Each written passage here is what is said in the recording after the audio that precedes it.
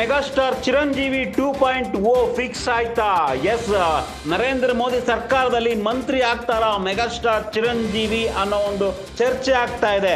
ಈಗಾಗಲೇ ರಾಜಕೀಯವಾಗಿ ಸೋತಿರ್ತಕ್ಕಂಥ ಚಿರಂಜೀವಿಗೆ ತಮ್ಮ ಪವನ್ ಕಲ್ಯಾಣ್ ಆಸರೆ ಆಗ್ತಾರಾ ಅನ್ನೋ ಒಂದು ಚರ್ಚೆ ಆಗ್ತಾ ಇದೆ. ಇದಕ್ಕೆ ಕಾರಣ ಏನಪ್ಪಾ ಅಂದ್ರೆ, ಇತ್ತೀಚೆಗಷ್ಟೇ NDA ಮೀಟಿಂಗ್ ಏನಾಗಿತ್ತು ನರೇಂದ್ರ ಮೋದಿ ಅವರ ಜೊತೆಗಿನ NDA ಮೀಟಿಂಗ್ ನಲ್ಲಿ ಪವನ್ ಕಲ್ಯಾಣ್ಗೆ ಮೋದಿಯವರು ದೊಡ್ಡ ಆಫರ್ ಕೊಟ್ಟಿದ್ರು. ನರೇಂದ್ರ ಮೋದಿ ಅವರು ಪವನ್ ಕಲ್ಯಾಣ್ಗೆ ಬಿಗ್ ಆಫರ್ ಕೊಟ್ಟಿದ್ರು ಅನ್ನೋ ಒಂದು ಮಾಹಿತಿ ಹೊರಬೀಳ್ತಾ ಇದೆ. ನೀವು ಸೆಂಟ್ರಲ್ ಗೌರ್ಮೆಂಟ್ಗೆ ಬನ್ನಿ, ಕೇಂದ್ರ ಮಂತ್ರಿಯಾಗಿ ಅಂತ ಪವನ್ ಕಲ್ಯಾಣ್ಗೆ ಗಿಫ್ಟ್ ಕೊಟ್ಟಿದ್ರು, ಅಂದ್ರೆ ಒಂದು ರೀತಿ ಆಹ್ವಾನವನ್ನ ಕೊಟ್ಟಿದ್ರು ನರೇಂದ್ರ ಮೋದಿ ಅನ್ನೋ ಒಂದು ಮಾಹಿತಿ ಬರ್ತಾ ಇದೆ. ಆದ್ರೆ ನರೇಂದ್ರ ಮೋದಿ ಅವರ ಈ ಒಂದು ಆಫರ್ ಏನಿತ್ತು, ಸೆಂಟ್ರಲ್ ಮಿನಿಸ್ಟರ್ ಆಗಿ ಕೇಂದ್ರ ರಾಜಕೀಯಕ್ಕೆ ಬನ್ನಿ ಅಂತ, ಆದರೆ ಪವನ್ ಕಲ್ಯಾಣ್ ನರೇಂದ್ರ ಮೋದಿ ಅವರ ಈ ಒಂದು ಆಫರ್ ಅನ್ನ ತಿರಸ್ಕರಿಸಿದ್ದಾರೆ.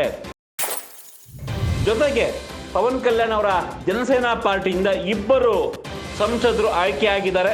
ಇಬ್ಬರಿಗೂ ಕೂಡ ಅಷ್ಟು ದೊಡ್ಡ ಮಟ್ಟದ ಅನುಭವ ಇಲ್ಲ, ಹೊಸಬ್ರು. ಆದರೆ ಜನಸೇನಾಗೆ ಸೆಂಟ್ರಲ್ ಗೌರ್ಮೆಂಟ್ನಲ್ಲಿ ಒಂದು ಮಂತ್ರಿ ಪದವಿ ಸಿಗಬಹುದು.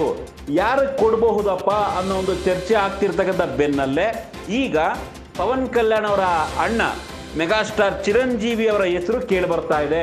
ಮೆಗಾಸ್ಟಾರ್ ಚಿರಂಜೀವಿ ಈ ಹಿಂದೆ ಕಾಂಗ್ರೆಸ್ ಸರ್ಕಾರದಲ್ಲಿ ರಾಜ್ಯಸಭಾ ಸದಸ್ಯರಾಗಿದ್ರು, ಮಂತ್ರಿ ಕೂಡ ಆಗಿದ್ರು, ಪ್ರವಾಸೋದ್ಯಮದ ರಾಜ್ಯ ಖಾತೆಯ ಸಚಿವರು ಕೂಡ ಆಗಿದ್ರು ಚಿರಂಜೀವಿ. ಇದೀಗ ಮೋದಿ ಸರ್ಕಾರದಲ್ಲಿ, ಮೋದಿ 3.0 ಸರ್ಕಾರದಲ್ಲಿ ಚಿರಂಜೀವಿ ಕೇಂದ್ರ ಮಂತ್ರಿ ಆಗಬಹುದು. ಜನಸೇನಾಗೆ ಒಂದು ಮಂತ್ರಿ ಪದವಿಯನ್ನ ಕೊಡಬೇಕು, ಪವನ್ ಕಲ್ಯಾಣ್ ಬೇಡ ಅಂತ ಇದ್ದಾರೆ. ಹಾಗಾಗಿ ನೆಕ್ಸ್ಟ್ ಚಿರಂಜೀವಿಗೆ ಆ ಒಂದು ಪೋಸ್ಟ್ ಅನ್ನ ಕೊಡಬಹುದು, ರಾಜ್ಯಸಭೆಗೆ ಕಳಿಸಿ ಚಿರಂಜೀವಿಗೆ ಕೇಂದ್ರ ಮಂತ್ರಿ ಸ್ಥಾನವನ್ನ ಕೊಡಬಹುದು ಅನ್ನೋ ಒಂದು ಚರ್ಚೆ ಆಗ್ತಾ ಇದೆ.